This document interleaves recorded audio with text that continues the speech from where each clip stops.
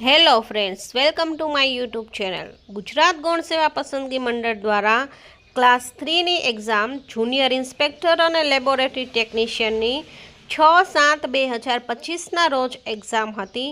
જે એક્ઝામમાં મોહરમનો તહેવાર આવતો હોવાથી મળેલી મૌખિક રજૂઆતોના લીધે તારીખ 6/7/2025ના રોજ લેવામાં આવેલ બંને એક્ઝામ મુલતવી રાખવામાં આવેલ છે અને નવી એક્ઝામ ડેટ હવેથી મંડળની વેબસાઇટ પર પ્રસિદ્ધ કરવામાં આવશે.